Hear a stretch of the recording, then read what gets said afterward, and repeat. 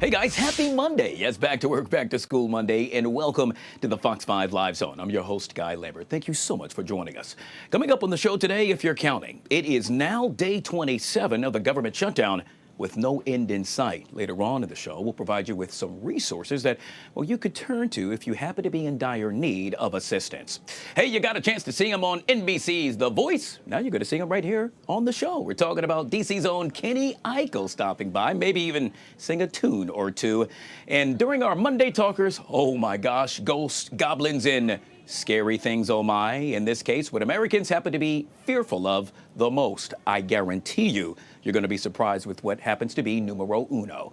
But first, let's talk weather, shall we? Caesar joining us back here on the Live Zone. Happy Monday, my friend. Happy Monday, Guy. I'm hoping that you had a beautiful walk into work this morning because it's nice and sunny. It was a little crisp. cool, right? But that's fall. Yeah. Hey, let's get right down to it. Let's see if the kids are expecting to see a trick or treat for trick or treating, right? I like that. So, what do we need to know? Well, sunny to start off the week. That's a given right now.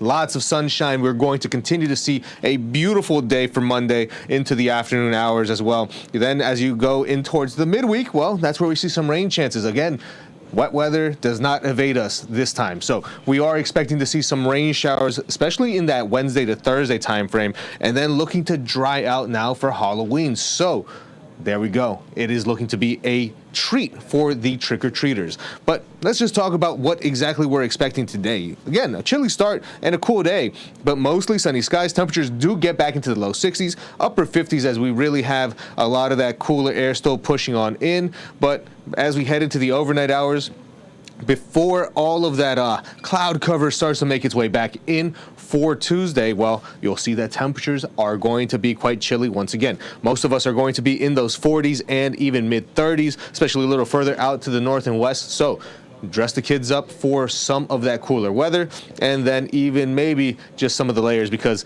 again, tomorrow that cloud cover is going to help cap a lot of that sunshine that usually warms us up this time of year. So most of us are going to be struggling to get into the upper 50s. Places around the district can expect to be also closer towards the upper 50s. Not really going to see the 60s tomorrow. That's going to be the big thing. Lots of that drier, cooler air out there with temperatures mostly hanging around the upper 50s, even going in towards the southeast zones. Look at that, 57 in Leonardtown, 56 in Colonial Beach, and then even going to the northwest zones. That's where we can still see some temperatures hanging well in towards those mid to upper 50s. So a few breaks of sun for potentially a little bit more areas like Hagerstown, Frederick, but still nonetheless going to see cloud cover returning for us because that is the next system that brings in all of that rain. Temperatures will be back in towards those upper 50s by Tuesday, Wednesday. Thursday, though, we do get back into the 60s, but that does come with a dose of rain. So we certainly have to keep an eye on that because this system will make its way in. You'll see overnight into the early morning hours of Thursday, even for those early commuters, could see some possibly heavy rain showers. And then by the time we get towards Friday, well, dries on out, cool, but breezy for Halloween. So maybe having some layers again for that evening trick-or-treating should be ideal for the kids. Once everything is said and done, we'll see about an inch of rain, maybe an inch and a half, some areas getting up to 2, but nonetheless a nice setup because we're in a drought, seeing drought conditions. But you know what? At least it dries out for that Friday time frame, which is super important, I know, for the kids. Yeah. So going to definitely have that being a focal point of the 7-day forecast. Beautiful for Halloween, very fall-like. But then Saturday, Sunday, you know what time it is. Plenty of sunshine. Right, plenty of sunshine, but we also have to remember to roll back our clocks before going to bed. Going into Sunday, we do see the end of daylight saving, the end of daylight saving into standard time. I always get those two confused. All I know is this time I get an hour of sleep, so I'll take it. I'll take it as well. We call it falling back, pun intended. Caesar with all things weather joining us on the Live Zone. Hey guys, if you haven't already done so yet, make sure you download the Fox Local app. That way you can take that forecast with you on the go. Well, we start the show off with a developing story out of Alexandria, where just minutes ago, police holding a press conference surrounding a viral Ring camera video that shows 3 masked individuals demanding to be let inside an Alexandria home. The trio, decked out in Halloween masks and jumpsuits, taking turns knocking, ringing the doorbell, and threatening to return if the homeowner did not open the door. Alexandria Police Chief McGuire now explaining what happened. Because the family has chosen not to press charges, the suspects will not be publicly identified. While this incident may not result in a criminal prosecution, for me, my team, and for this community, it represents a moral failure. A moral failure where consequences could result in deadly consequences. I want to specify this because we have saw this type of behavior around the country where people have done pranks and they have resulted in people being seriously injured or losing their lives. And as we approach this Halloween season, I want to ensure that everyone knows here within our community that we will be taking actions to not only be visible on the streets, but we also will be providing safety tips this week to ensure that everyone has a holiday experience that is going to be well and safe.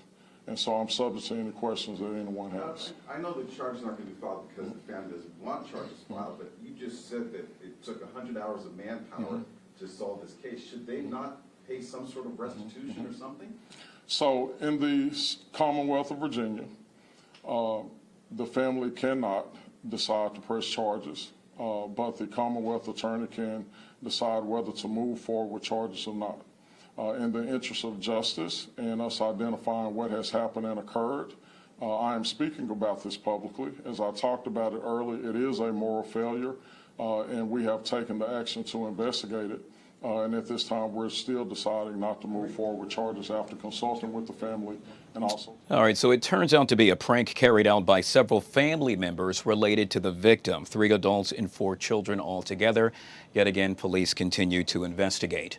Now the latest in the world of politics. President Trump across the country in Japan, meeting with, well, let's just say across the world, rather, in Japan, meeting with Japan's emperor. Tomorrow, he'll meet with Japan's first female prime minister and speak to U.S. troops aboard the USS George Washington. Meanwhile, back here at home, today marks day 27 of the government shutdown, making it the second longest funding lapse in U.S. history. Republicans and Democrats remain divided on finding a funding solution.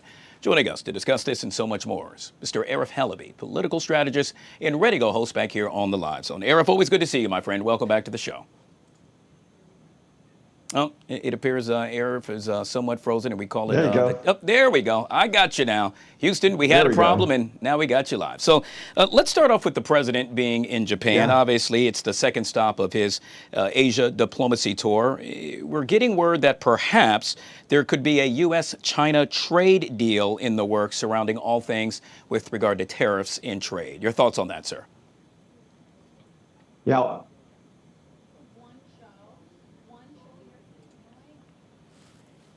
All right. It appears that we're having some technical issues with regard to Arif Halaby. Let's do this, Joey. Go ahead and let's get Mike Johnson ready. Obviously, the government shutdown continues to be something that's top of mind for so many folks, something that continues to plague, well, a number of Americans that have now been furloughed. The question is, when will the government shutdown come to an end? Will it come to an end?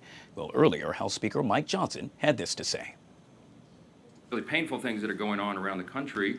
We're delighted to be joined by our dear friend, Kelly Loeffler, former U.S. Senator and now the leader of the U.S. Small Business Administration. And she can speak specifically to some of the great hardships that are being felt by the people who provide jobs now around this country. Day 27 means it's almost been a full month since the Democrats shut down the government. And as we near the end of this month, the pain being felt by so many hardworking people around this country is very real. And it gets worse with each passing day. Here's some of the stats. Last week, 1.4 million federal workers missed a full paycheck. Now, you know, many of them are furloughed, and many more are deemed essential workers, those who are essential, for example, to keep the country safe. TSA agents we've discussed, and air traffic controllers, and Border Patrol, and of course our troops. But so many of them now are going without pay. The families of military service members and the air traffic controllers and so many of these others are now at very real risk of missing the paycheck at the end of this month. The Trump administration has done everything possible to bend over backwards to try to find sources of funding within the federal government to be able to cover the bases, but it is getting more and more challenging with each day.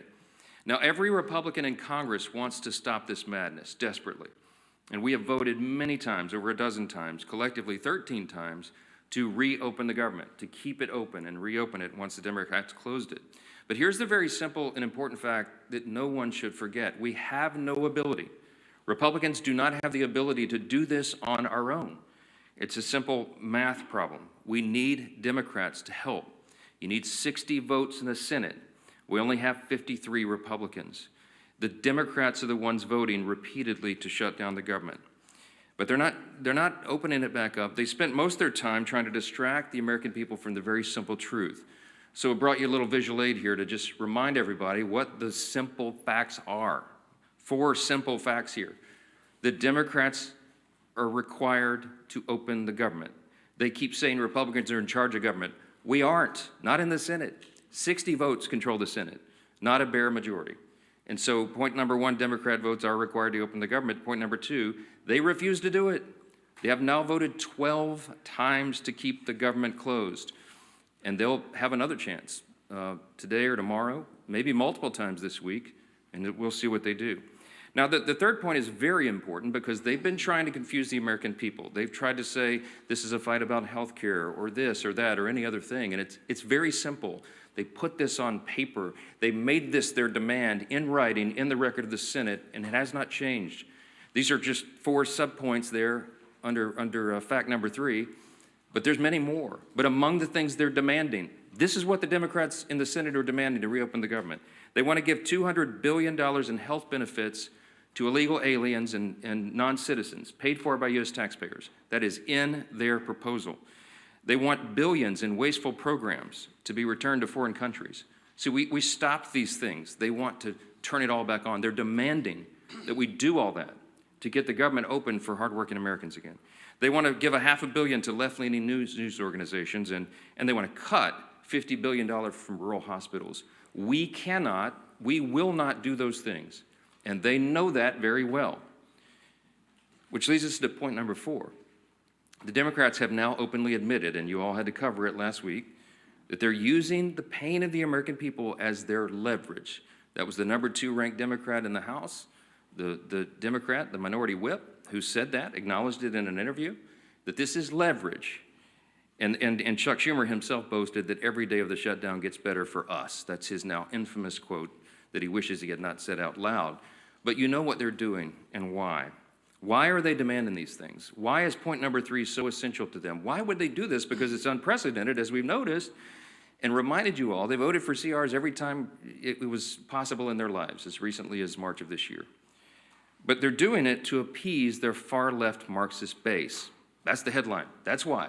That's why we're all in this mess. That's why the American people are suffering pain, because the Democrats are more afraid of the Marxist in their base than they are of hardworking Americans. See, they've made an evaluation that they have to appease the Marxist base, that they're so concerned that they'll lose their jobs if they don't appease the far left in their party. And they sat in a back room and they made the calculation that they would rather shut the government down and impose all this pain on the American people because they believe the Marxists, the far left in the base, are more active than hardworking Americans, people who go vote. And so they made the calculation that it's worth it to them. Every day gets better for us. We'll use the pain as leverage. For what? To prove to the far left base that they won't give in, that they'll fight Trump and fight the Republicans. What are they fighting? It's a clean CR. It's the same level of funding that they have voted for as recently as earlier this year. They are Biden-level policies and spending. This is not some Republican wish list. We don't have any of our priorities in this at all. It's the Democrats' own product. But they have decided to flip the script this time because they were getting too much heat from the far left. The facts are so simple. And I'll give you Exhibit B as to why this is so true. On Friday, there was a little bit of a seismic shift in politics. All of you noticed it over the weekend. We saw our clearest sign yet that this radical insurgent movement in the Democrat Party is succeeding. And they are ending what has always been known as the Democrat Party in America. After a months-long pressure campaign from the far left, House Minority Leader Hakeem Jeffries finally relented. He gave in, and he gave his endorsement to the socialist running to be mayor of New York City. The House Democrats have chosen a side. They were forced to by that far left that they're so terrified of, and they've shown the world what they really believe. There is no longer a place for centrists and moderates in their party. The candidate that they have endorsed, Mamdani, is somebody who we've talked about a lot from this podium. He's sympathized with Hamas and openly embraced anti-Semitic language. He has called to, quote, seize the means of production because he is a Marxist. He's called to abolish our borders, to abolish and end immigration enforcement, to defund the police and to legalize prostitution, among a long list of hits that I could share with you. Zoran Mamdani is expected to take the helm of one of the most important cities in the world and the largest city in America. And he now has the full blessing of the Democrat leader in the House of Representatives. It is shocking. And that leader and all the other Democrats are going to co-own the consequences of what they do to America's largest city. Every reporter in this room should be asking every House Democrat individually whether they too agree with Hakeem's endorsement of the Marxist agenda. It's an extraordinary moment in the history of American politics, as this is not the kind of history that we need to be making. What we're witnessing is truly the end of the Democratic Party as we've known it. And even some Democrats are now saying that out loud. You can see it in their interviews. I watched one last night. All this is directly related to the Democrats' shutdown show. Why? Because just like they decided to save their own skin, that they had to endorse the Marxist Mamdani in an unprecedented move, they have also decided they had to shut down the government in an unprecedented move. No matter the pain it inflicts upon hardworking American people, they were simply more afraid of the Marxists in their party than they are of voters. For the sake of our country, we pray that their calculation is wrong. We believe it is dead wrong. And as much as they try to obscure it, as much as they try to distract you, as much as they try to say that it's about any other issue under the sun, all those issues were always scheduled to be decided. Healthcare, the expiring Obamacare subsidies, the NDAA, the appropriations, all these other things, it was always on the calendar for Republicans and Democrats to hash it out in October, November, and December. This is not a surprise to Republicans. It's not a surprise to Democrats, and they all know it. That is the only thing they could grasp onto to try to give some sort of argument, to try to give cover for the fact that they're running from the far left base of their party. Facts are facts. And the ball is fully in the court of the Senate Democrats now. Who are they going to respond to? The American people, I think hardworking American families need to be a little more vocal. I think they need to call some of these Senate offices and tell them to stop the games. They need to know they should fear the American people worse than the Marxists who are trying to take over their party. And my friends, that is exactly what is going on right here. Now, I want to zoom in because we have a special guest. All right, yet again, House Speaker Mike Johnson discussing all things surrounding the government shutdown. Now, yet again, in day 27. Later on in the show at 1:30, we'll have an update with regard to where some of you can turn if you're in dire need of assistance. Obviously, with many now being out of a job and not getting a paycheck, the question is where to turn next. Well, we will help you decipher where to do just that at. We'll take a quick break. Annie Mae joins us for our Monday Talkers next, right here on the Live Zone.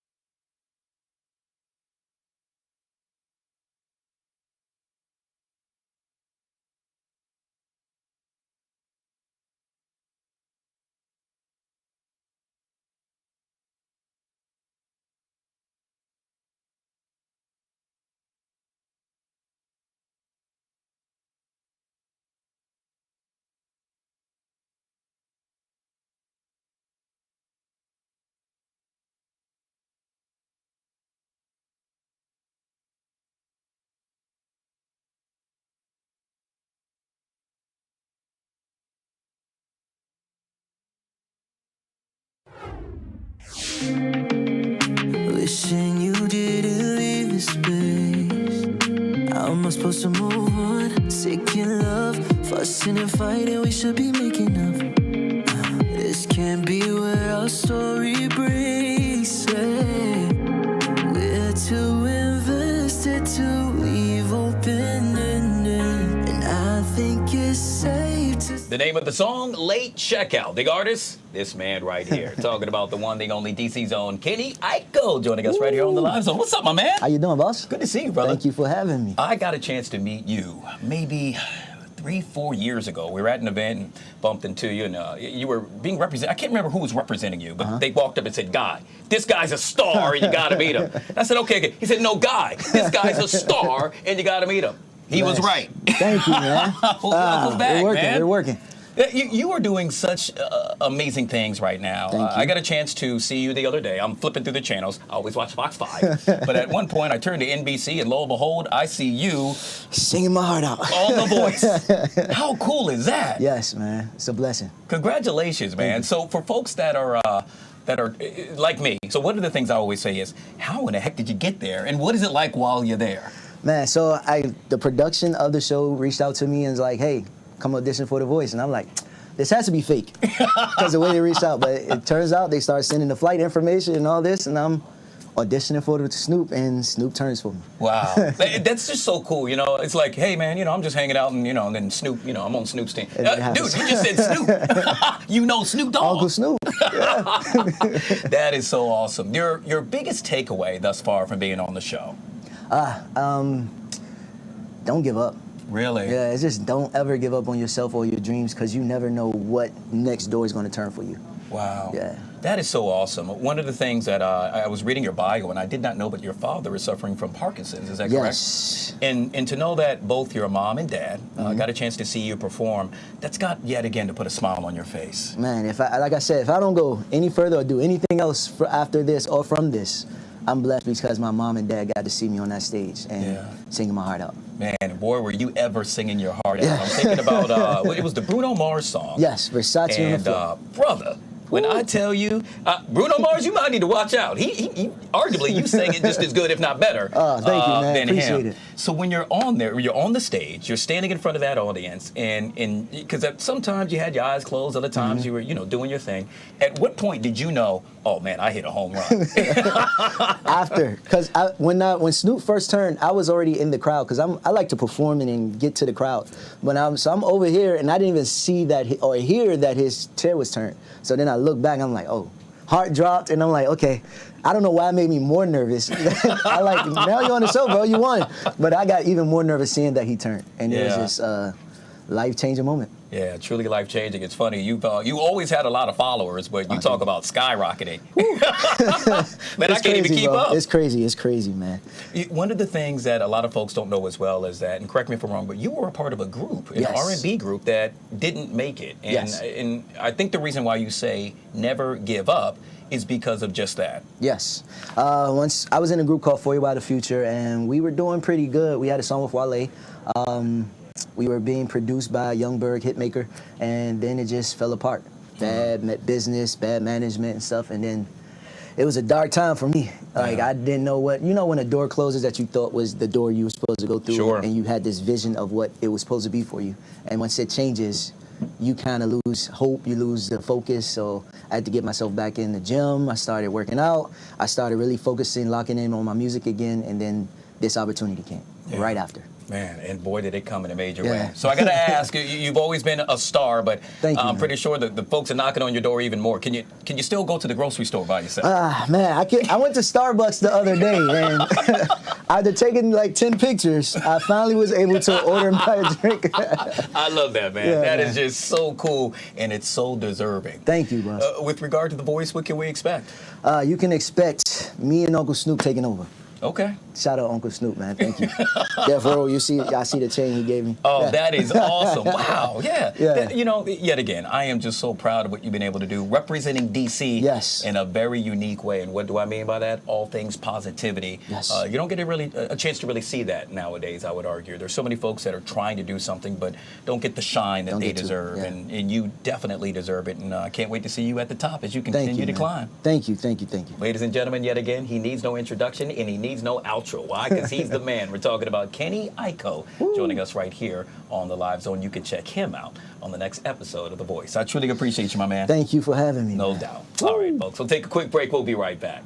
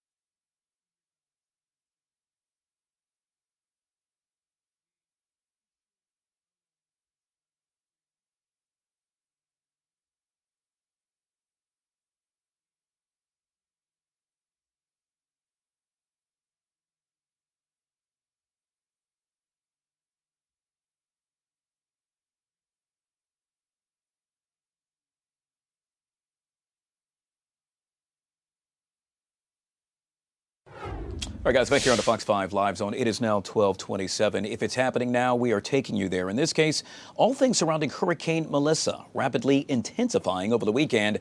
It is now a Category 5 hurricane with 165-mile-per-hour winds. Its outer bands already lashing Jamaica with wind and rain. Officials there holding a live press conference. Let's take a look in. Can only do so much. At the conclusion of this press briefing, I'm going to take a walk or a ride on the streets of the corporate area to see what is happening and try to engage some more of our homeless population to go into the shelters. So this is my brief update on the state of readiness. A couple reports coming in, Minister Vaz, that there are a couple block roads in Portland, and the municipal corporation has moved so far to regain access to those roads that were blocked. Thank you. Thank you, Minister Mackenzie. And we now will move to our leader, our Prime Minister, who will be speaking to you. He has been coordinating all of this effort that we have. He is the chair of the Disaster Risk Management Council, and he has behind the scenes been calling all of us. All right, yet again, all things surrounding Hurricane Melissa, now a Category 5 hurricane with 165-mile-per-hour winds. Up to 40 inches of rain and 13 feet of storm surge are expected over the next 24 to 48 hours. We will continue to monitor that story out of Jamaica. Meanwhile, back here at home, the Commanders won't have Jaden Daniels tonight, but it looks like Terry McLaurin, well, he's gone to play. He's been out for the past 4 games with a quad injury. That's big news for the team, who happens to be desperately looking for a win. Coach Quinn expects fellow wide receiver receiver Deebo Samuel to return as well. Joining us to discuss this and so much more is our guy, Zach Barnes, award-winning sports analyst, back here on the Live Zone. Happy Monday, my friend. Football Monday at that. Let's get it on. Oh man, this is it might be a long night, Guy. I'm gonna be totally transparent, but I'm holding out hope. You know, this is the NFL. An old quote from John Harbaugh. He loves to say the variety between two teams is just so small, so anything can happen. But right now, Kansas City looking pretty nice on paper. Yeah, I think they have they are an 11-point favorite right now, which quite honestly in the sports betting world, that's a butt kicking. So let's talk about the good news. In this case, we're talking about Terry McLaurin back. The bad news, Jaden Daniels not at the helm. So I think we're going to lean to the side of the good news and just say, hey, it's a good thing to have Terry back. Yeah, 100%. I mean, look, this team started 3 wide receivers that were not starting wide receiver 1, 2, and 3 to start the season last week. So the fact that you're getting 2 premier talents back is just awesome news. And I think that's the thing that Commanders fans need to be focused in on this. I don't think there's a whole lot of Washington fans that really expect this team to blow the doors off of Kansas City. But what great reps for McLaurin and for Samuel to be able to get back out there. Noah Brown in due time as well. I am really excited, though, to see just how they move with Marcus Mariota, because we know already he has that ability to just generate as a primary passer. You know, he is the backup, but would probably be a starter on a number of teams in the NFL right now. And I think that's something that's worth considering. But McLaurin, obviously great to have him back, especially with that contract. Deebo Samuel's been the #1 guy all year. But hey, let's stay patient on JD. Doesn't look like it's going to be any further than this week, maybe another one. And then after that, we get JD5 back, and this offense can get humming 100%. Yeah, I got my fingers crossed in a major way. You made mention of Marcus possibly being a starter at another team. In this case, I'm thinking about maybe the Raiders, who got their butts kicked by the Kansas City Chiefs last week. It was a shutout, 31-0. The Chiefs have won 4 of their last 5 games. They are definitely firing on all cylinders.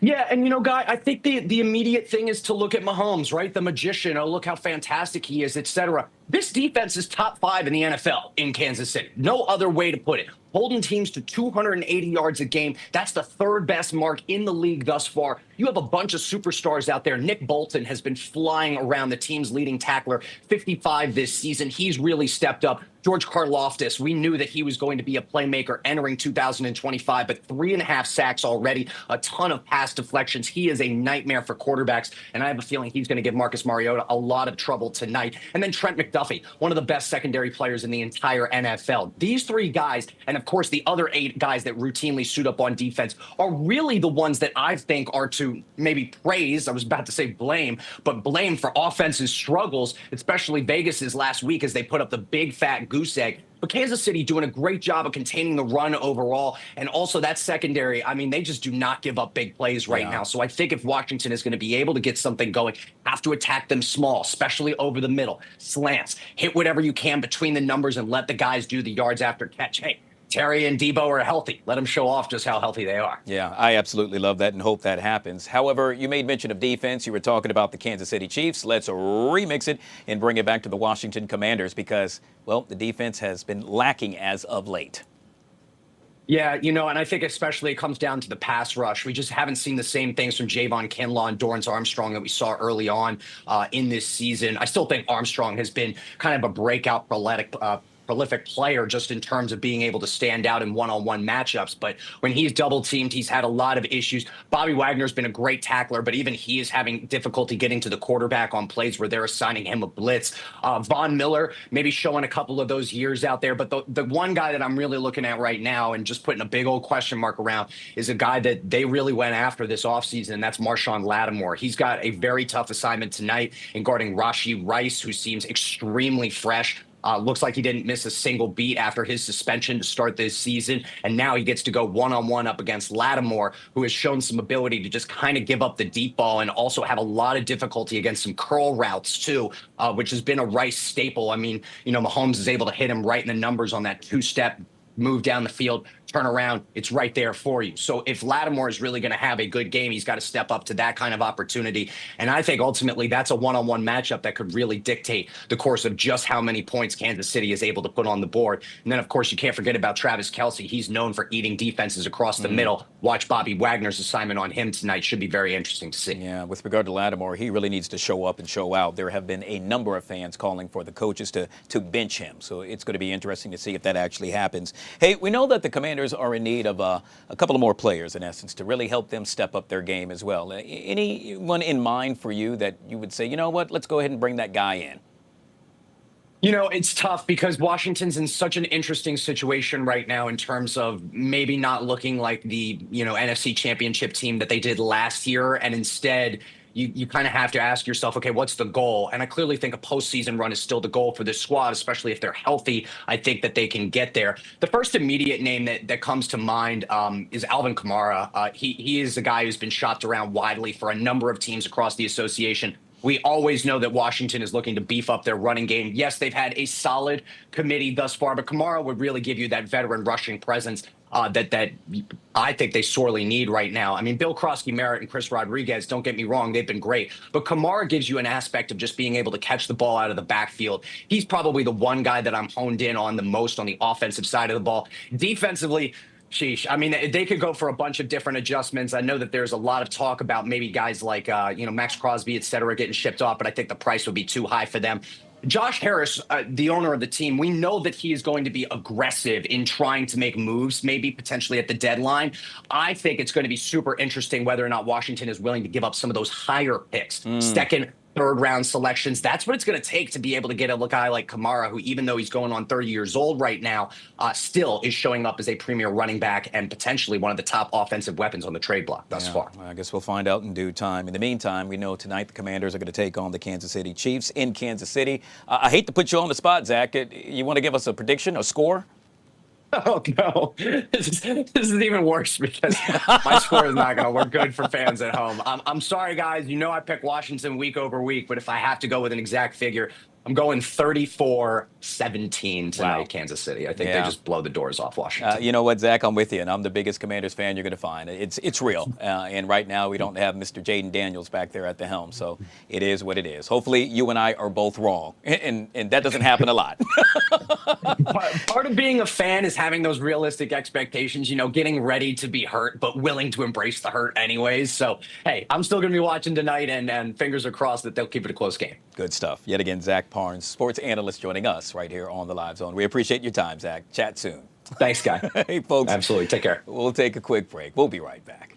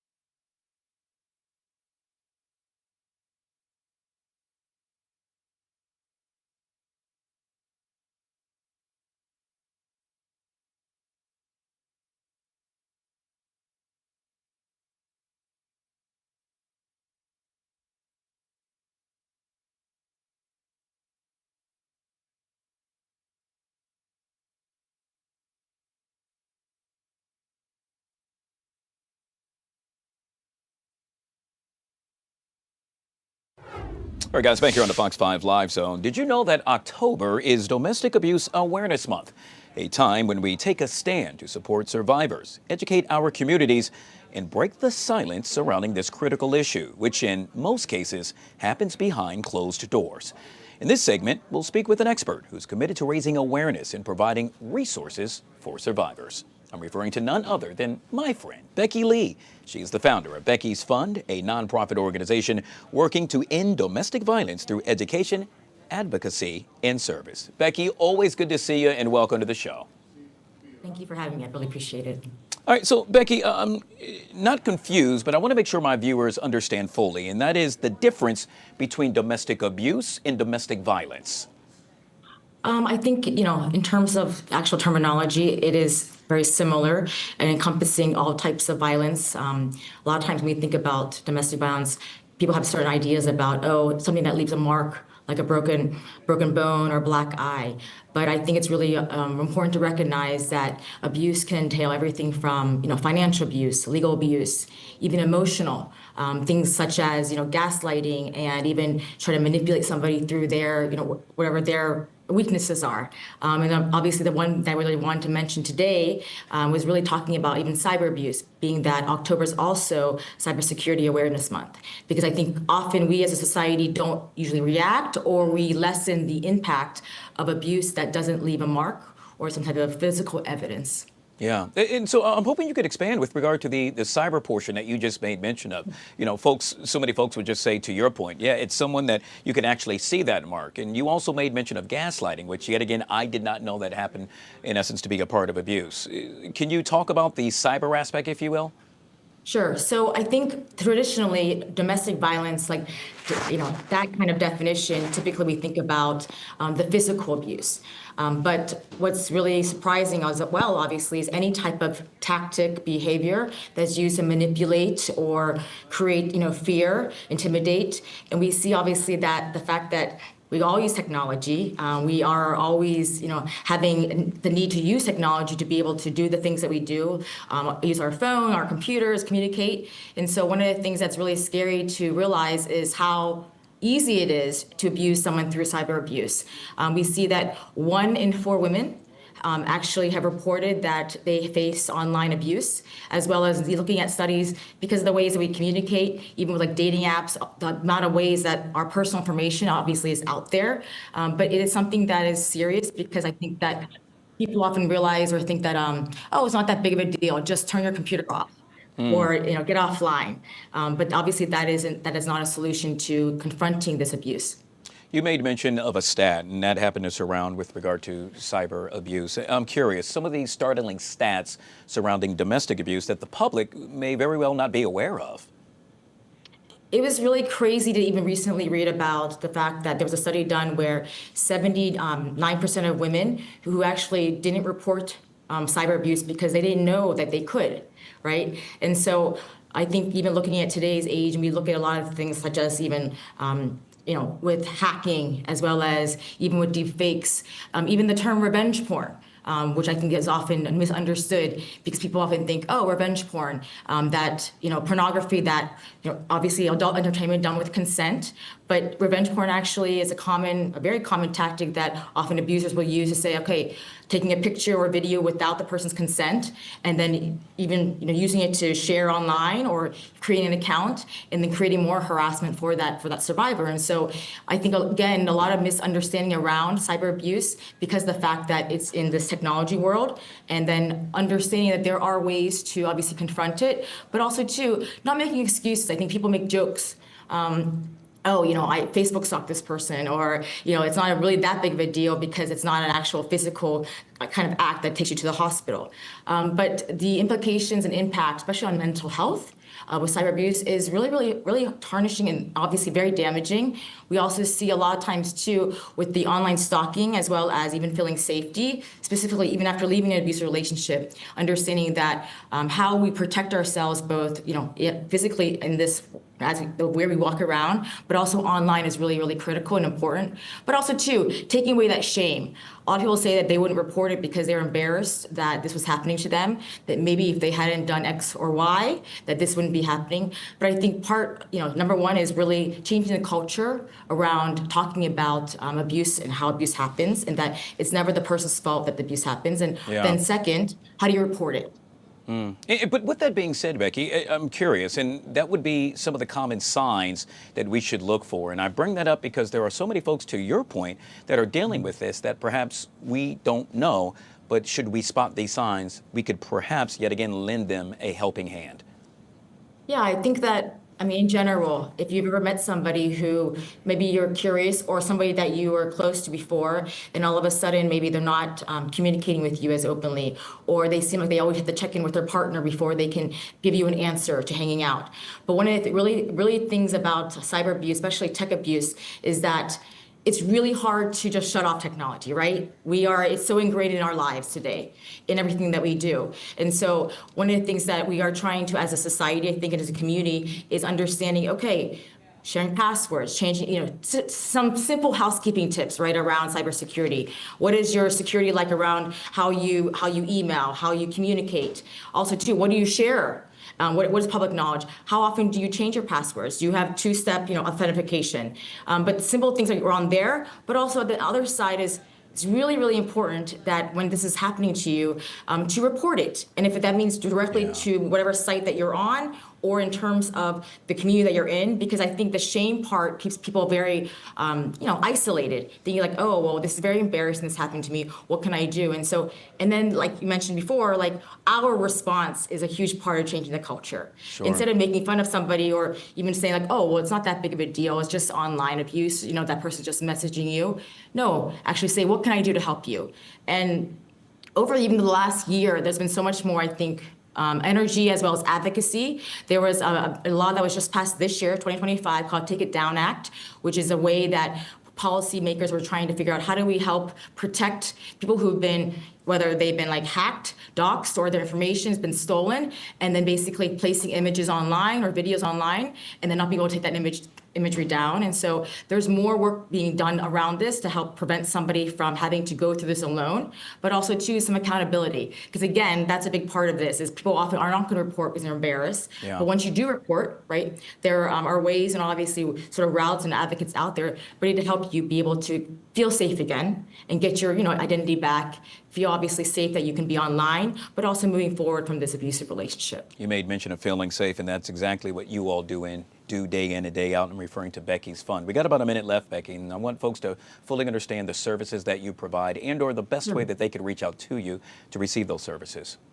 Sure. So our website, beckysfund.org, we are, locally here in DC, but we serve everything in terms of everything for referrals. We have a phone app called EndoV, right? And really what we're trying to do is open the conversation. So much about addressing and confronting and ending gender-based violence is about opening the space, safe spaces to have people feel free to be able to share with their experiences, but also reach out for help. I think a lot of times too, we do so much about victim blaming. We say, oh, why didn't you do this? Or why did you do that? Or why did you go back? Instead of asking the question, how are we failing you as a systematic society, legal, right, all different areas, how are we failing you that this is not something that we are able to prioritize your safety, but also the future of your children, your family, but also your health too. And so really trying to create a community of support, both online, but also physically, and also help people feel that they actually can get away from this and be safe,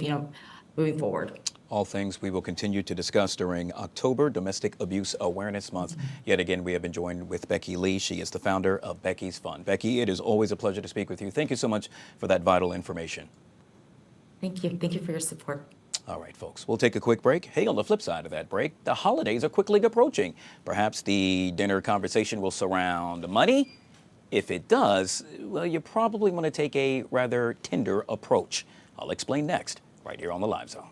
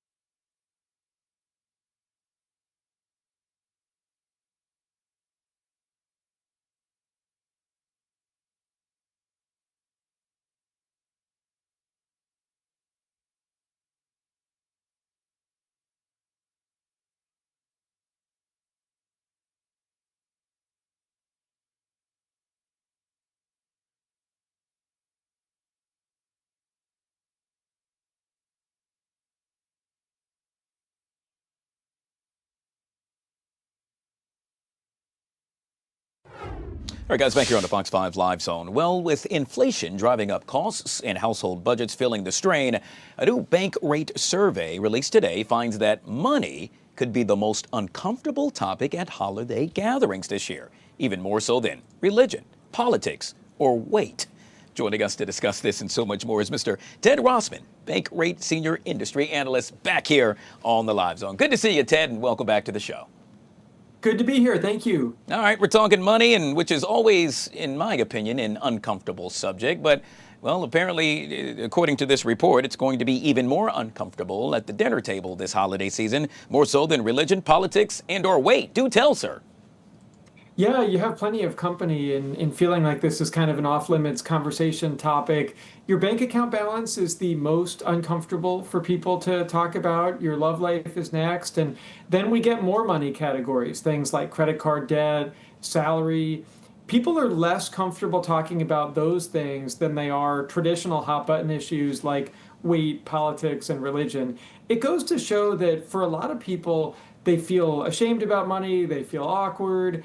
I'm not saying you need to blab all of your financial details to everybody, but it is important to talk with people close to you. Like your spouse, for instance. We see all too many people committing financial infidelity and squirreling away money or engaging in secret spending or harboring secret debt. Even friends and family, it's good to be honest about what's your budget for entertainment and social activities, holiday gifts. If you're really wrestling with credit card debt, maybe it makes sense to speak up and say, hey, could we buy fewer holiday gifts this year? It's actually in your best interest to be honest and upfront about money. Yeah, well, honesty is always key from my experience, and apparently you agree as well. One of the tips that you're offering or stating that one should really focus on happens to be easing into financial conversations, which I read that and I said, you know what? That's a good point. You probably just don't want to jump right in head first. That's right. We have the holidays coming up. This topic might come up. Maybe you want it to come up. Maybe there are some things you're looking to talk with friends or family about. Maybe it's advice for how did they navigate something like paying off debt or saving or investing or buying a house or paying off college debt, things like that. Maybe it's also more forward-looking. It's like, how do we navigate the holiday season without overspending? Or how do we plan for that big trip we want to go on? I feel like it's better to frame this more positively, as in what do we want to achieve?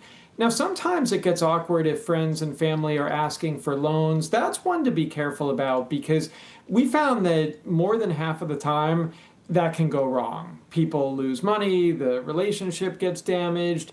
You want to be careful there. It's like they say on the airplane about putting your oxygen mask on before helping others. It might make sense to politely decline, maybe offer to help in a different way, maybe say you don't want to mix business and pleasure, you don't want to hurt the relationship. Definitely don't lend more than you can afford to lose. Yeah, yet again, vital information. Speaking of vital information, how about shifting one's mindset? According to you, talking about money isn't impolite, it's empowering. Yeah, don't be afraid to talk about things like credit card debt. You have plenty of company. About half of credit card holders carry debt from month to month. There's often a very practical cause. The most common are emergency expenses like medical bills, car repairs, home repairs, day-to-day expenses are next on the list. So there's often this stigma around something like credit card debt that, oh, you must have done something irresponsible, right? You went on a crazy trip or you went crazy shopping online or in person. No, it's not usually a splurge like that. It's usually something a lot more practical. So it's important to get these issues out there in the open and move forward. Can you come up with payoff strategies like a 0% balance transfer card or nonprofit credit counseling or taking on a side hustle, cutting your expenses? These are all some things you can do. There's definitely hope out there. You just want to get pulling in the right direction. And it can actually help to have someone cheering you on, like a friend or family member. Yeah, nothing like that cheerleader. It always puts a smile on my face. One of the other things that you suggest is to educate yourself and come prepared. That's the part I like. You got to be prepared, Ted. Yeah, sometimes people try to hide from these kind of issues, but it's important to face it head on. Like your credit card debt, for instance, is not going to go away on its own. Minimum payments can drag on for decades if you have the average balance at the average interest rate. So you want to come up with these strategies to pay it off sooner, whether that's a 0% balance transfer card or a side hustle or something else.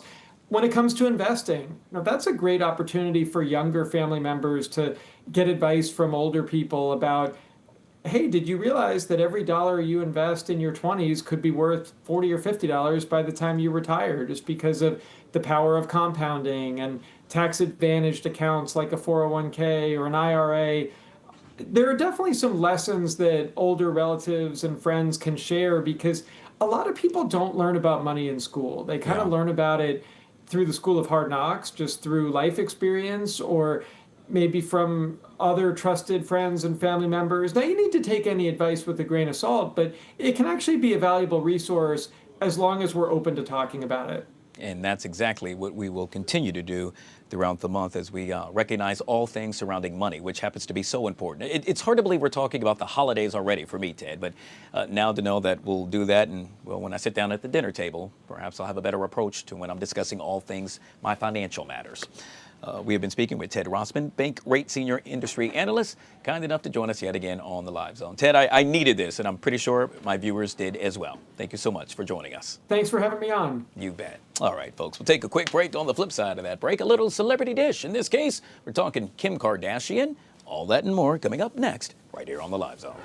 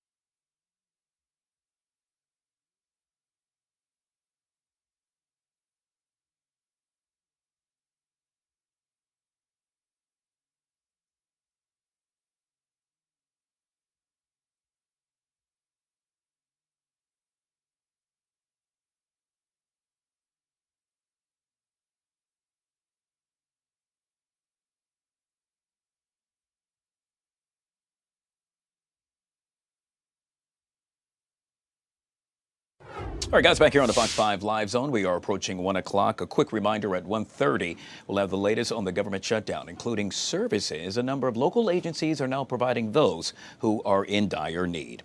In the meantime, let's talk a little celebrity dish, shall we? In this case, we're joined by Life with Lindsay, as she does each and every Monday. Hello, my friend. Good to see you.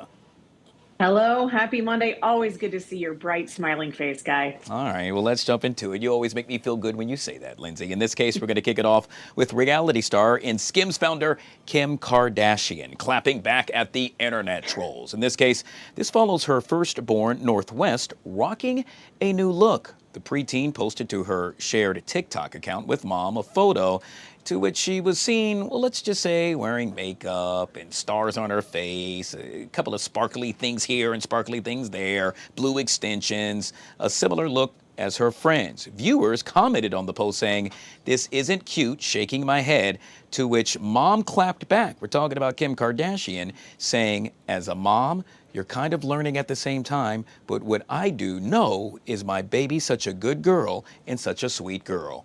What are you thinking about what Kim had to say, Lindsay? I mean, this is just a sticky situation, honestly, because there's always a fight with Kim and Kanye because Kanye doesn't want his daughter on the internet. I think there's a bigger podcast topic here of should kids under a certain age be on the internet, but how do you really stop them in 2025? And then I don't have any children, but I can only imagine what parents feel like. Can you really speak on parenting someone else's child? Of course, every parent's going to have an opinion. It's just a situation all the way around. And then it's Kim Kardashian. So everything she does is on the internet and in the public view. So, of course, that's going to bring public opinions. Honestly, I don't know what the right thing to say here is because all of those factors I just mentioned. Yeah. So I spoke about this earlier on Good Day DC. One of the things that I found to be somewhat interesting is Kim Kardashian's response. And to me, it wasn't an attack. It was more, hey, you know what?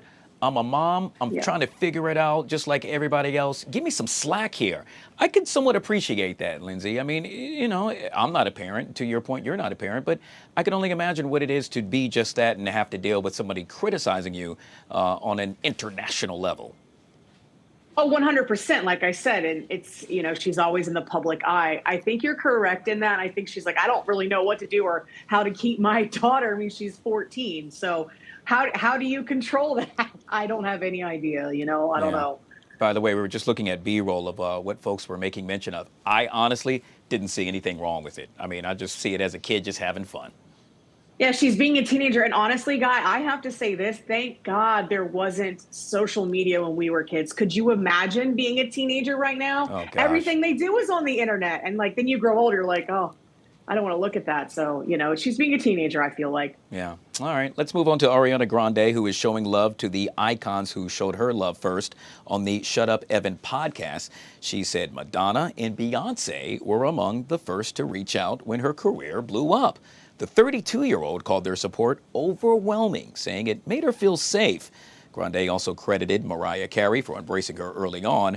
The side-to-side singer said she once thought Positions would be her last album, but playing Glinda in Wicked, well, it really reignited her passion to leading to her 2024 project, Eternal Sunshine. Women supporting women. Lindsay, you loving it?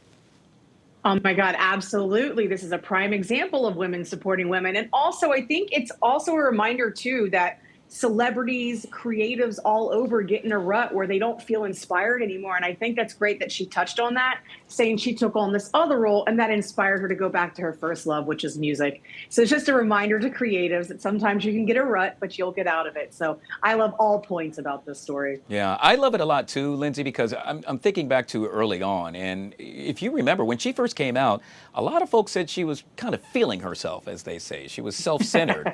But the mere fact that she has now matured and reached an age where she's saying, you know what, I had a lot of help early on. I had a lot of people in my corner. I really like that. It shows maturity yet again.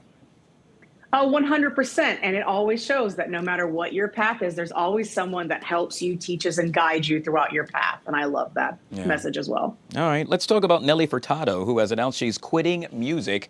According to Nelly, the decision comes after a series of online hate on her body.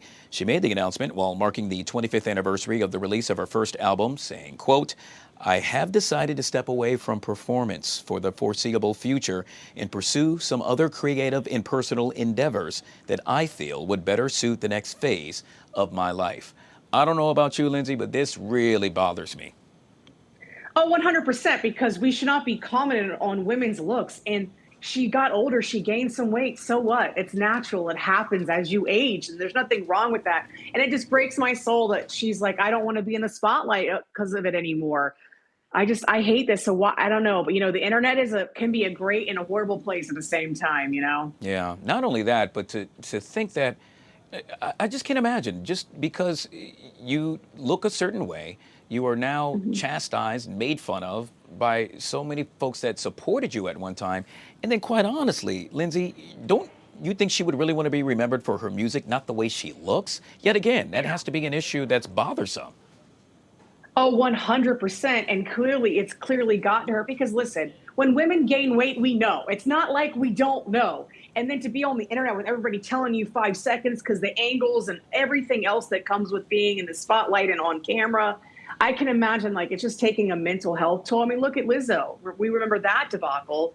So my heart goes out to her, and I want you to know she's a beautiful soul and her music is amazing, and she needs to know that. Yeah, I'm with you on that one. And to all of those that said negative things, this is what you get. Now she's going to go away, and you're not going to get any more of her music. And it's just sad.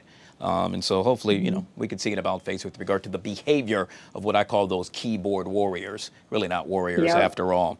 We'll end with this, and that is celebrities aren't immune to the chaos of a coffee spill. Actress Hilary Duff recently shared a tearful yet relatable moment on social media after she, well, spilled her coffee all over her high-end purse. She then posted a follow-up post of herself reduced to tears, captioning it, "Then I called my husband and sobbed." I got to tell you, yeah, I've experienced a coffee spill, but it's better on the purse than on your lap. I would say that. Absolutely. Here's the thing, guys. Celebrities are just normal people. And clearly her crying about the coffee being spilled has something to do with whatever else is going on in her life that she's dealing with at the moment, which we've all experienced. So one thing goes wrong in your morning and you're just like having a mental breakdown all of a sudden. And I just, you know, thank God she did not spill it on herself, because she would have burned herself. Although it sucks to go on your, you know, designer purse. It's just like, okay, breathe and move on, just like we all have to do, right? We still have to get the dishes done and we have to go to work and whatever else it is that your responsibility is for the day. It just shows you that celebrities are just people like us and they go through it too. Yeah. So I'm curious, are you a coffee fan? I'm an iced coffee girl. Yes. Really? Wow. Okay, I'm surprised. Yes. I like hot coffee. I like a little cream. And for me, I no longer do sugar. It's Splenda. I bring that up because it makes it a little bit stickier.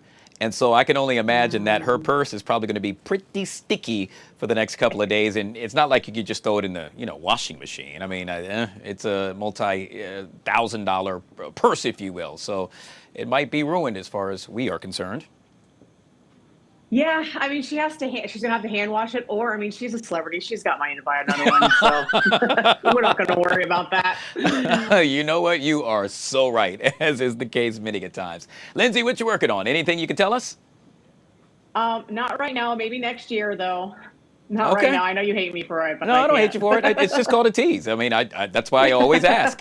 And until you tell me, I will continue to ask. In the meantime, we truly appreciate you joining us for a little celebrity dish on a Feel Good Monday. We'll chat soon, Lindsay. Thanks. Have a good one. No doubt. We'll take a quick break. On the flip side of that break, we're calling it our Monday Talkers. Annie Mae joins us next, right here on the Live Zone.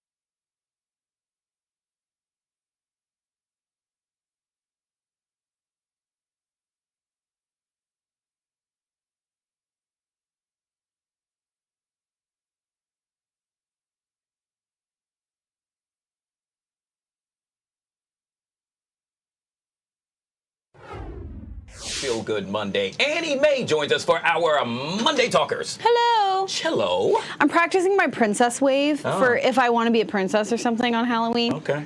That means you're probably going to be a princess. Maybe. Who knows? I am so excited about that show, by the way. We're talking about our Good Day DC Halloween Fest, as I like to call it. We do it big each and every year. We do. They ran a preview earlier this morning from what happened last year. Oh, yes. I was Miley Cyrus last year. Oh, you killed and it. I licked a hammer. Guys, I'm telling you, it's going to be a great show this year, so make sure you check it out. All right, let's talk about some of the stories that you, my friends, are discussing at home.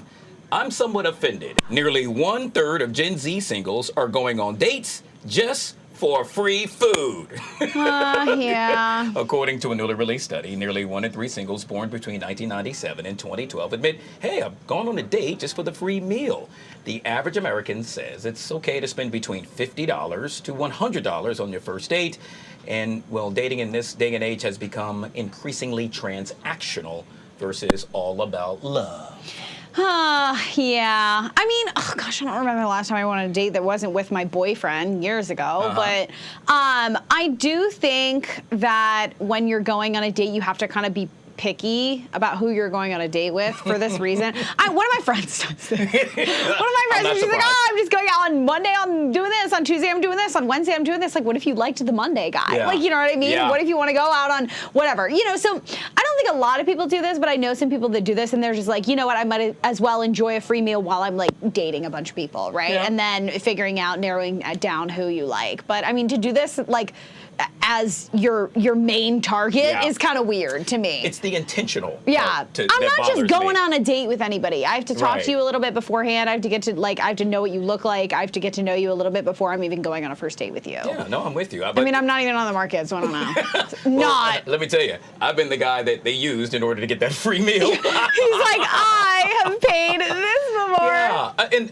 I knew it when immediately right after we finished dinner, she was like, okay, gotta go. I'm like, wow. You're like, you know, really? like, sheesh. Also, when you expect men to pay for the bill, like that kind of rubs me the wrong way. Yeah. I like the bill being paid for me because I'm a girl, but like I would never like expect it. Yeah. I think that's where you rub people the wrong way. Right. Because like if it was mutual and like we mutually didn't like each other and you said that to me before the date ended, I would have no problem splitting it. Well, I really wouldn't. But see, you're a rarity because some of the other folks are like, are you serious? No way. He's not Well, the right we didn't guy like for you. each other. We had a meal. We didn't like each other. I feel like that's not crazy for me to pay half. But that's me. I mean, that's why you're if a I winner. liked you, I want you to pay. There you go. If I liked you, I wanted you to pay for me. Hey, let's move on to this one. What Americans fear the most? The answer really might actually surprise you. According to a newly released study, 69% of participants say that they were afraid of, well, shall I say, none other than corrupt politicians.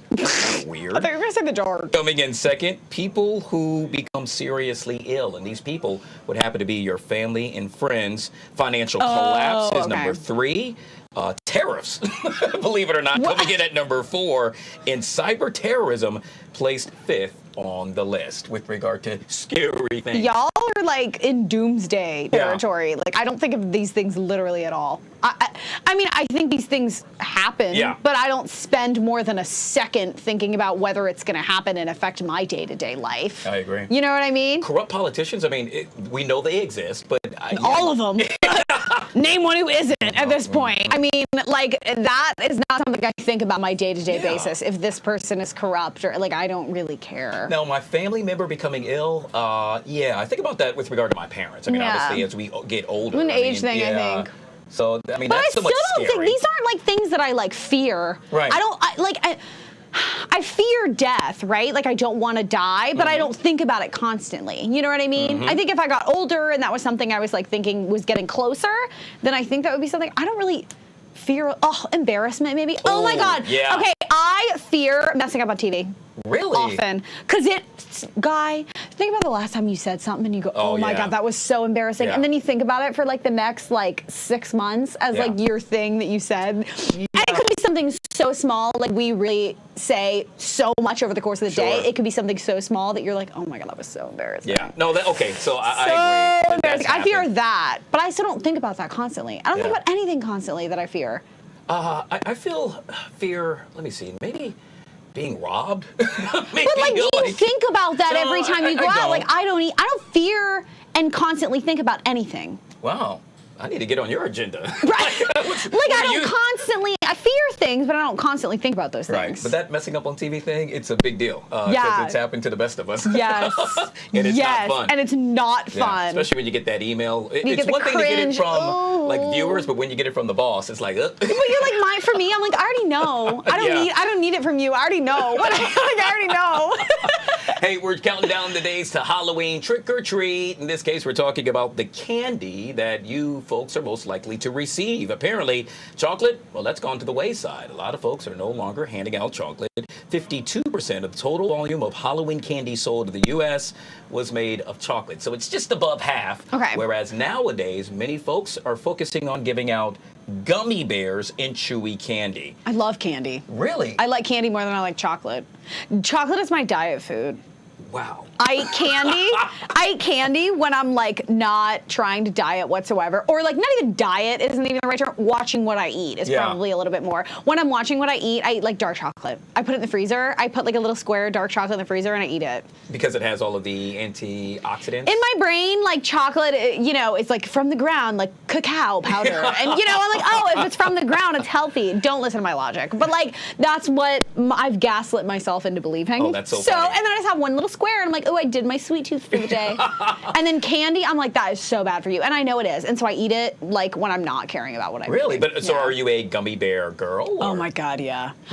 Gummy bears, like sweet tarts, like the Rips, Nerd Clusters, every type of candy out there, sour and sweet, I'll eat it. I love it. Twizzlers, I love Twizzlers on Halloween. Oh my God, okay, I love Twizzlers too. Yeah. For me, I'm still, I guess I'm old school. I'm still on the chocolate bus, if you will. Yeah. And so I'll start off Reese's. with Snickers. Yeah. Reese's second. And Twix. then after that, no, I'm not really good Twix. Then after that is probably Twizzlers, like you said. Yeah. Yeah, I love Twizzlers. And The I red ones. understand the Twizzler hate. Like, I understand it because it is like a very odd candy to like, but I love it. Really? I understand the hate. You know what I do sometimes? I'll bite off one end and then bite off the other. And then If drink. I'm drinking, I'll use it as a straw. It's like drinking an orange juice with a Twizzler. Oh, it's You're so like, awesome. You got to try it at home. Okay, I will. Thank you.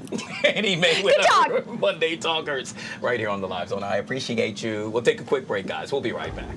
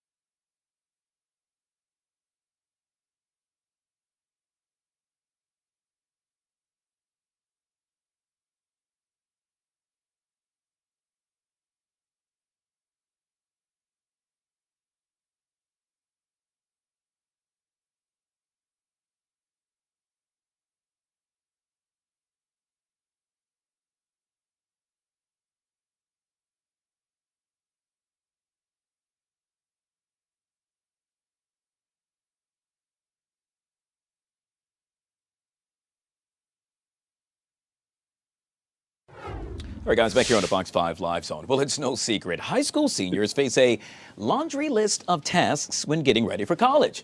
Between the standardized tests, essays, and, well, let's say financial aid applications, the final months before orientation can be quite difficult. One of the most important steps in the process is the good old campus visit, which often includes a tour of the city or town that will serve as the student's home for the next several years. That leads me to this. Wallet Hub's new study on best college towns in America. Joining us to discuss that and so much more is Mr. Chip Lupo back here on the Live Zone. What's up, my friend? Good to see you. Happy Monday. Happy Monday to you guys. All right, let's talk college towns in America. I remember, for me, I visited several prior to deciding to attend the University of Alabama. And quite honestly, it happened to be the surrounding town. That was a major reason as to why I ended up choosing that school. What did you all discover? It's interesting you mentioned, because when I think of college towns, I think of the environment where the university encompasses the entire town, like Tuscaloosa, like Athens, Georgia, like Gainesville, Florida. But our study encompasses a little bit of both. When you think of college towns, you think of there are urban areas like Washington, D.C. or Boston in which colleges are prevalent. So we take all of that into account, and we cover everything from cost of living, crime rate, quality of higher education in the city, crunch the numbers, and what we found was kind of a disappointing number for the Washington, D.C. area, 73rd overall. Wow. Now, this is over 400 U.S. cities, but still, when you think of Washington, D.C. and all of the universities, Georgetown, George Washington, American, Catholic U, Howard U, you would think that it would, and it is, but make no mistake about it, it's a thriving college town. But as you would guess, Guy, where did D.C. struggle is in our metric known as wallet friendliness. It ranked 398th out of 400. Wow. That's something to really say wow about several times, because I'm thinking back to college. Money was really tight, Chip. We all know those cup of noodles, as they call it. That's what I remember surviving off of that for a week or two. The ramen noodles. There you go. Packs of peas on a hot. Oh, yeah. And so to think that this is a very expensive city to live in, even as a college student, that's somewhat concerning. Right, and then we have a specific metric for that, adjusted cost of living for young people. Look at you, Guy, and adults, what a daily struggle it is to be able to afford to live in the Washington, D.C. area. Imagine being a college student trying to make ends meet in this environment. Yeah, I got to tell you, by the way, Howard University celebrated their homecoming over the weekend, so it was all very vibrant right here in the nation's capital, probably the #1 college town. I'll tell you that. And you've got Halloween coming up. I know you're going to be right down there in Georgetown amongst them. You know me well, Chip. And so let's talk about the top 3, if you will, then, for the top college towns for 2026. The top 3 are Austin, Texas, home of the University of Texas, makes sense. Ann Arbor, Michigan, home of the university, makes sense. Now, the next 3, Orlando, Florida, Tampa, Florida, Raleigh, North Carolina. The Florida ones kind of surprised me a little bit, but because you don't think of a major university in either. You have the University of Central Florida in Orlando and University of South Florida. These are major universities that often get overshadowed by the Florida States and University of Florida's and even University of Miami. But all things considered, it's by college standard, it's pretty affordable. They're state schools, and relatively speaking, state tuition for Florida residents is pretty affordable, so they do get a lot of points there. Yeah. Now, the Raleigh, North Carolina area, I went to school in this area, so I know it well. It's a little costly, but they do have some fine institutions, Duke University, North Carolina State, North Carolina, all clustered together. So it's a pretty vibrant atmosphere and reasonably affordable if you're a student. Yeah, wow. Yet again, these studies always surprise me, specifically with regard to the best college towns right here in America.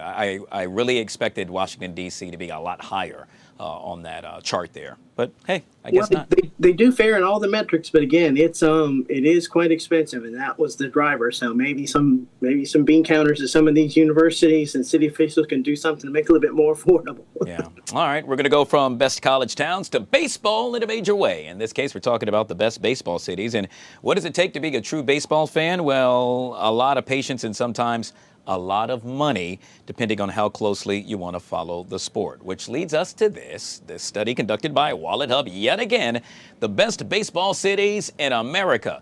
And let me see, in the World Series right now, we got the Dodgers, so I'm pretty sure, I have not looked at it yet. I would assume LA happens to be near the top of the list. I'm really curious to find out where DC stands because, well, obviously we all love our Nationals, but within the last 10 years, they won the World Series. Right. Now, Washington, D.C. did very well.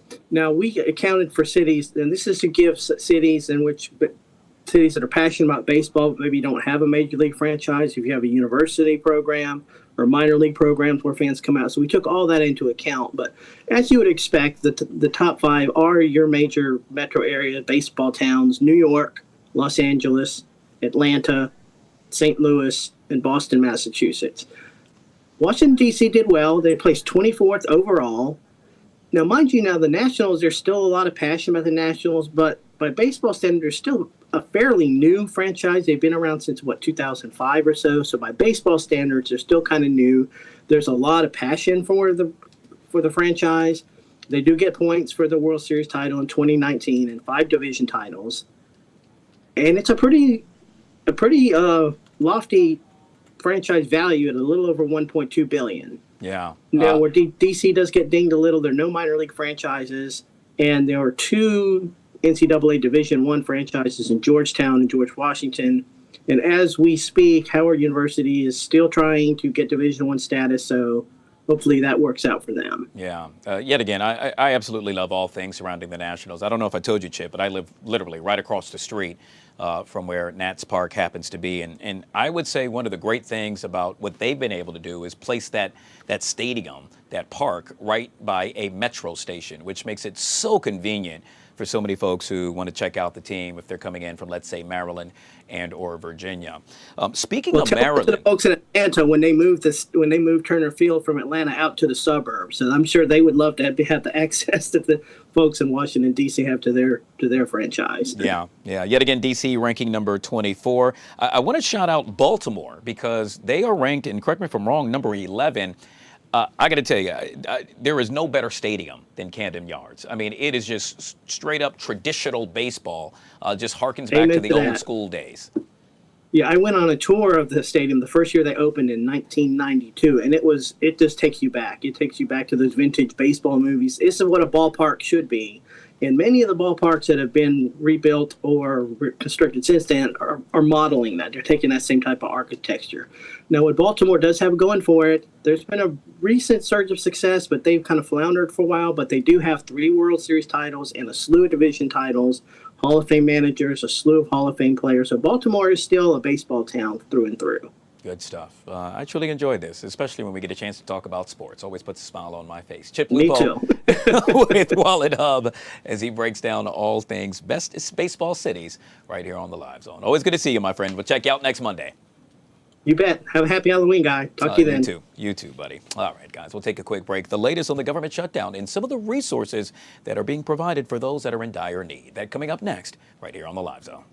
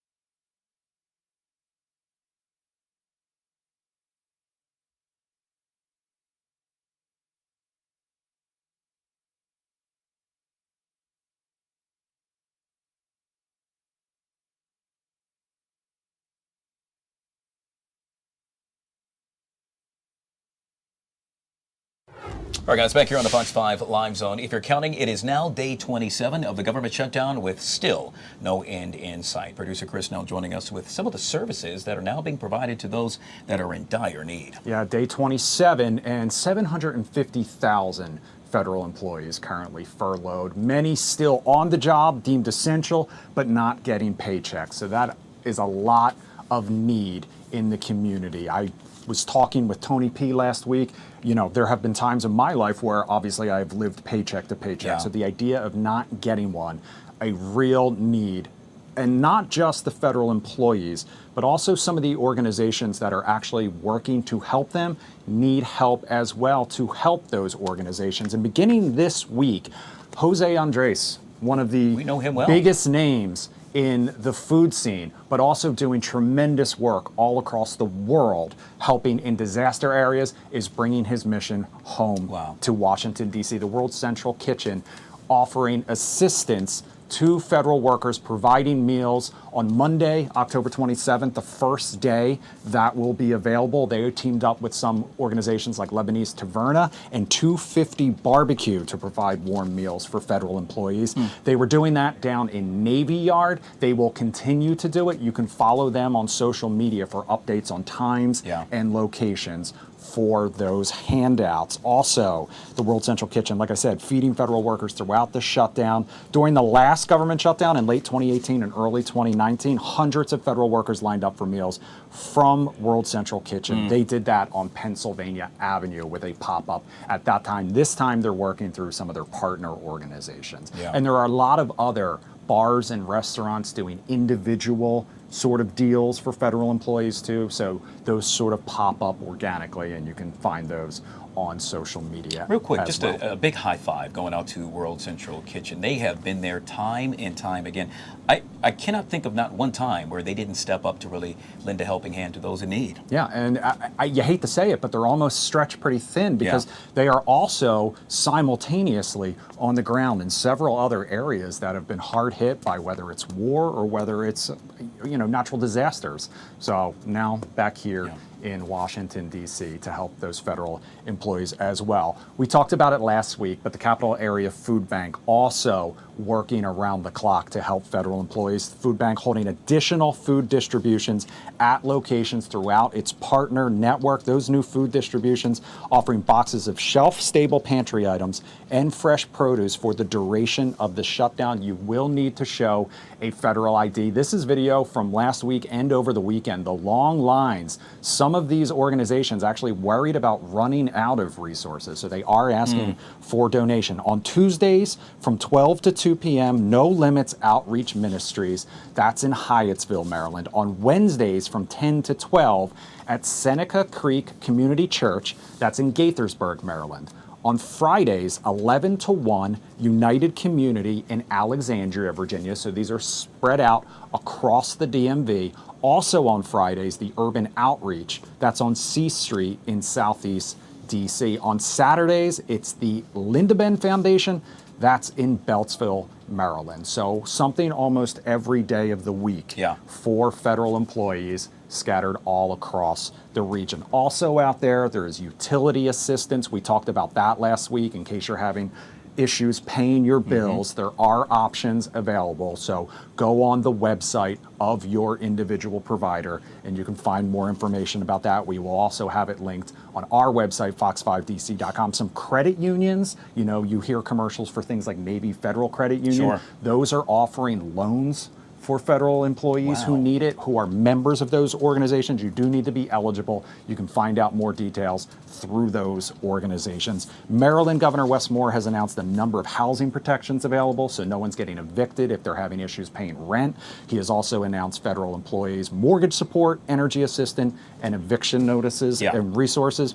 Arlington has offered furloughed workers all kinds of critical resources, job placement, healthcare services, food assistance, housing resources, and even assistance for people having issues providing for their pets. Wow. Because that's another thing that doesn't always get a lot of attention. But if you have a pet, it can be expensive. If you can't even put food on the table for your family, your pet might suffer as well. Furloughed workers can also check out Career One Stop website. So this is actually sponsored by the U.S. Department of Labor's Employment and Training Administration. And this is to better understand the employment funding opportunities that are available. So more resources, more sources of income. The AFL-CIO, which is the country's largest federation of unions, has a list, state-by-state list of benefits for federal workers. So does the FEEA, that's the Federal Employee Education and Assistance Fund. They provide a wealth of resources, from mental health resources to just physical resources, you know, the kind like gyms that are offering resources for federal employees as well. A lot of heavy stuff, obviously, for a lot of people who are struggling, but also some fun stuff too. You may have seen last night, Fox 5's Nenison Tuobansu was at the Wizards game. It was their home opener, and they provided 500 free tickets for federal employees, and then a discount after that for federal employees to come see the Wizards home opener, come see the Wizards play. You may have also seen there was an event for single furloughed federal employees over the weekend. It was a little singles meet and greet. It was called the Furlonely event, which a little play on words there. And then you may have also seen on making the rounds on social media, I actually reached out to him. His name's Isaac. He is an IRS attorney on furlough, and he's used his, for lack of a better word, free time to open up a hot dog stand that's now open in Noma. And so, like I said, I reached out to him. We're going to try to have him on the Live Zone Primetime a little later this week. But, you know, making the best of a bad situation, you know, every door that closes, a window opens, they say. So a lot of people, it's truly, you know, amazing to kind of see how resilient people are and how people are kind of teaming up to help their neighbors in need. Yeah, stepping up in a major way. And not only that, but you have to be proactive if you happen to be affected by the government shutdown, meaning there's no shame in this. And, no, not at all. You made mention of so many opportunities for folks to really reach out to get help. We should make mention that that information will yet again be on our website at fox5dc.com. That's right. All right, Producer Chris, with all things surrounding the government shutdown and where you can turn for help. We truly appreciate you. Thank you. All right, folks, we'll take a quick break and we'll be right back.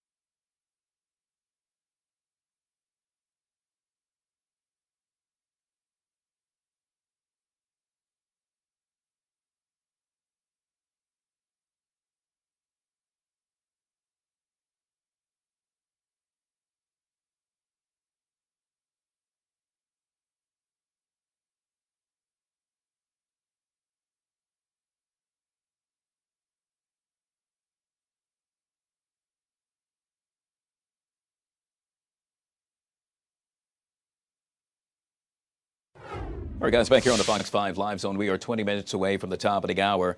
However, at this very hour, all eyes remain on Capitol Hill.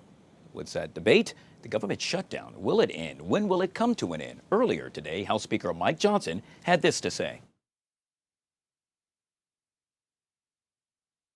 Leader of the U.S. Small Business Administration, and she can speak specifically to some of the great hardships that are being felt by the people who provide jobs now around this country. Day 27 means it's almost been a full month since the Democrats shut down the government. And as we near the end of this month, the pain being felt by so many hardworking people around this country is very real, and it gets worse with each passing day. Here's some of the stats. Last week, 1.4 million federal workers missed a full paycheck. Now, you know, many of them are furloughed, and many more are deemed essential workers, those who are essential, for example, to keep the country safe. TSA agents we've discussed, and air traffic controllers, and Border Patrol, and of course our troops. But so many of them now are going without pay. The families of military service members and the air traffic controllers and so many of these others are now at very real risk of missing the paycheck at the end of this month. The Trump administration has done everything possible to bend over backwards to try to find sources of funding within the federal government to be able to cover the bases, but it is getting more and more challenging with each day. Now, every Republican in Congress wants to stop this madness desperately. And we have voted many times, over a dozen times, collectively 13 times, to reopen the government, to keep it open and reopen it once the Democrats closed it. But here's the very simple and important fact that no one should forget. We have no ability. Republicans do not have the ability to do this on our own. It's a simple math problem. We need Democrats to help. You need 60 votes in the Senate. We only have 53 Republicans. The Democrats are the ones voting repeatedly to shut down the government. But they're not opening it back up. They spent most of their time trying to distract the American people from the very simple truth. So it brought you a little visual aid here to just remind everybody what the simple facts are. 4 simple facts here. The Democrats are required to open the government. They keep saying Republicans are in charge of government. We aren't, not in the Senate. 60 votes control the Senate, not a bare majority. And so point number 1, Democrat votes are required to open the government. Point number 2, they refuse to do it. They have now voted 12 times to keep the government closed. And they'll have another chance today or tomorrow, maybe multiple times this week, and we'll see what they do. Now, the third point is very important because they've been trying to confuse the American people. They've tried to say this is a fight about health care or this or that or any other thing, and it's very simple. They put this on paper. They made this their demand in writing in the record of the Senate, and it has not changed. These are just 4 subpoints there under fact number 3, but there's many more. But among the things they're demanding, this is what the Democrats in the Senate are demanding to reopen the government. They want to give $200 billion in health benefits to illegal aliens and non-citizens, paid for by U.S. taxpayers. That is in their proposal. They want billions in wasteful programs to be returned to foreign countries. See, we stopped these things. They want to turn it all back on. They're demanding that we do all that to get the government open for hardworking Americans again. They want to give $500 million to left-leaning news organizations, and they want to cut $50 billion from rural hospitals. We will not do those things, and they know that very well. Which leads us to point number 4. The Democrats have now openly admitted, and you all had to cover it last week, that they're using the pain. All right, yet again, the latest on the government shutdown now, day 27, with still no end in sight. Obviously, we will continue to follow this developing story right here on the Live Zone. For the latest, our website, fox5dc.com. Brittany now joining us with our Monday Talkers. Hello, my friend. Hi. I'm coining it Mondays with B now, you know? Oh, I like that. Mondays with B on Fox 5 DC. That's what we're doing nowadays. And so you do it like all that. so well. Yes, all right, let's jump into one of our talkers, which is really interesting. It's while most of us are addicted to our screens, like me, and social media, some people are turning to old-fashioned hobbies. This new trend called grandma hobbies is inviting us to slow down and be present. Many people dealing with burnout are picking up joys like knitting, puzzle making, and baking.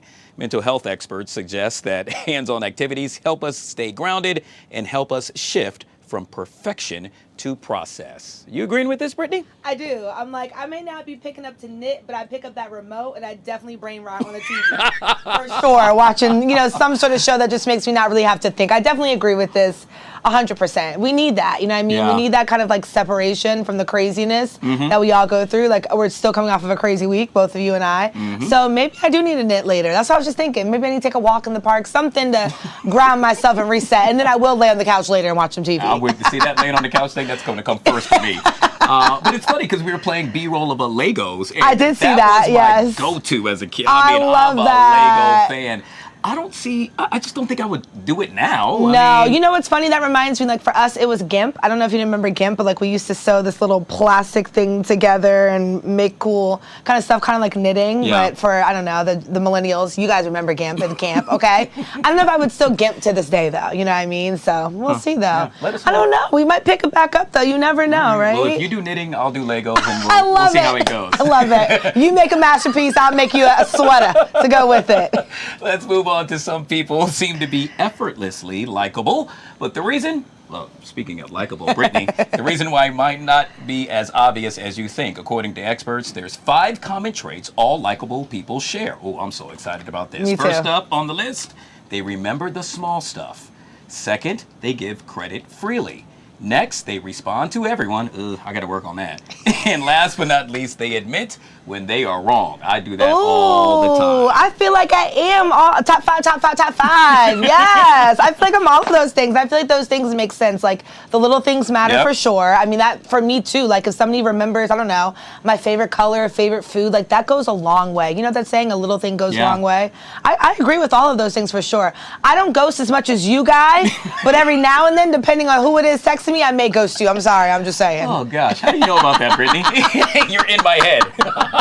Well, then again, you know me oh so well. This is true, exactly, right? Can't play me. Oh gosh, yeah. I mean, I think I have a lot of those you traits. do, Yeah. I mean, I think you definitely remember the little things too. Oh, that's very important. You know, I think we're both hospitable. We both love being with people and being social. So all those things I think matter, especially for those that aren't necessarily a people person. I think they appreciate people like us. That's so. why Brittany is my friend. Hey, speaking of friends, how about we bring in producer Joey with the last Monday Talker Joey! right here on the Live Zone. So what you got, Joey? All right, can I mic myself? Yes, I can. Okay, so I'm going to put up the CG for this before I tell it to you because I want us all to be able to react at once. Yes, Albanian AI minister to have 83 kids. The first... I'm so confused. 83? Did I hear that right? Well, it makes sense that you've never heard of this AI minister before because it's the first AI minister in the world. Prime Minister Edi Rama of Albania introduced this AI-generated government minister last month. Here, take a look at her right here. Basically saying that the goal here is to tackle corruption, mainly. She is pregnant with 83 children, which are basically going to be like assistant systems to other ministers. So she's multiplying. It's like a cell division thing. It's like if you ever played Spore, a spore exploding, and all the kids. So yeah, what do you guys think of this? I don't even know where to think. I'm like, AI just keeps like surprising me as each day goes along. First things first, I do think an AI minister, something of that figure, I think that's going to become really popular, to be honest. I mean, if you think about it, so many people are watching church at home nowadays. I mean, what's the difference between watching your favorite pastor and watching your new favorite AI pastor? The 80 kids things makes no sense. God bless her womb. That's crazy. I'm still lost. We're going to have to get off air and somebody's going to have to explain this to me yet again.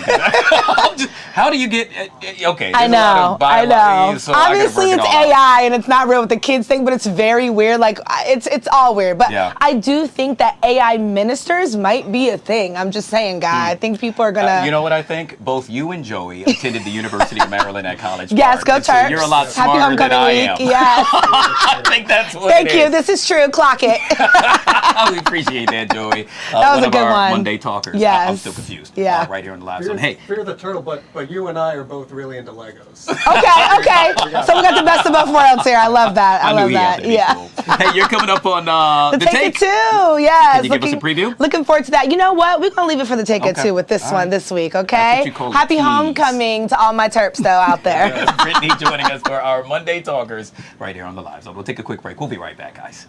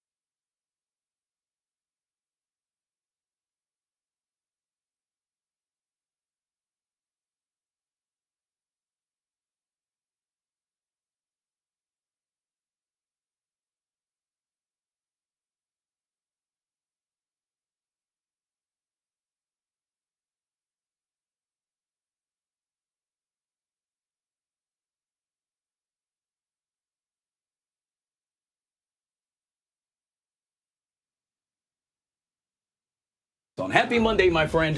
Happy Monday, Guy. I'm hoping that you had a beautiful walk into work this morning because it's nice and sunny. It was a little crisp. cool, right? But that's fall. Yeah. Hey, let's get right down to it. Let's see if the kids are expecting to see a trick or treat for trick or treating, right? I like that. So, what do we need to know? Well, sunny to start off the week. That's a given right now. Lots of sunshine. We're going to continue to see a beautiful day for Monday into the afternoon hours as well. Then as you go in towards the midweek, well, that's where we see some rain chances. Again, wet weather does not evade us this time. So we are expecting to see some rain showers, especially in that Wednesday to Thursday time frame, and then looking to dry out now for Halloween. So there we go. It is looking to be a treat for the trick-or-treaters. But let's just talk about what exactly we're expecting today. Again, a chilly start and a cool day, but mostly sunny skies. Temperatures do get back into the low 60s, upper 50s as we really have a lot of that cooler air still pushing on in. But as we head into the overnight hours, before all of that cloud cover starts to make its way back in for Tuesday, well, you'll see that temperatures are going to be quite chilly once again. Most of us are going to be in those 40s and even mid-30s, especially a little further out to the north and west. So dress the kids up for some of that cooler weather, and then even maybe just some of the layers, because again, tomorrow that cloud cover is going to help cap a lot of that sunshine that usually warms us up this time of year. So most of us are going to be struggling to get into the upper 50s. Places around the district can expect to be also closer towards the upper 50s.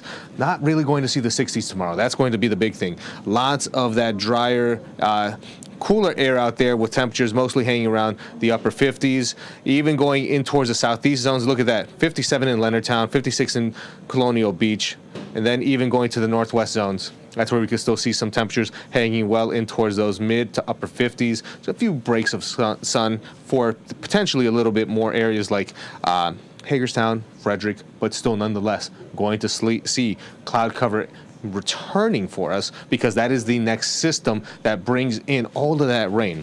Temperatures will be back in towards those upper 50s by Tuesday, Wednesday. Thursday, though, we do get back into the 60s, but that does come with a dose of rain. So we certainly have to keep an eye on that, because this system will make its way in. You'll see overnight into the early morning hours of Thursday, even for those early commuters, could see some possibly heavy rain showers. And then by the time we get towards Friday, well, dries on out, cool, but breezy for Halloween. So maybe having some layers again for that evening trick-or-treating should be ideal for the kids. Once everything is said and done, we'll see about an inch of rain, maybe an inch and a half, some areas getting up to 2, but nonetheless a nice setup, because we're in a drought, seeing drought conditions.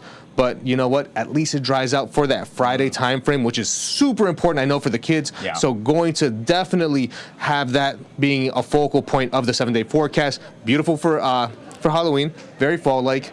But then Saturday, Sunday, you know what time it is. Plenty of sunshine. Right, plenty of sunshine, but we also have to remember to roll back our clocks before going to bed. Going into Sunday, we do see the end of daylight saving, the end of daylight saving into standard time. I always get those two confused. All I know is this time I get an hour of sleep, so I'll take it. I'll take it as well. We call it falling back, pun intended. Caesar with all things weather joining us on the Live Zone. Hey guys, if you haven't already done so yet, make sure you download the Fox Local app. That way you can take that forecast with you on the go.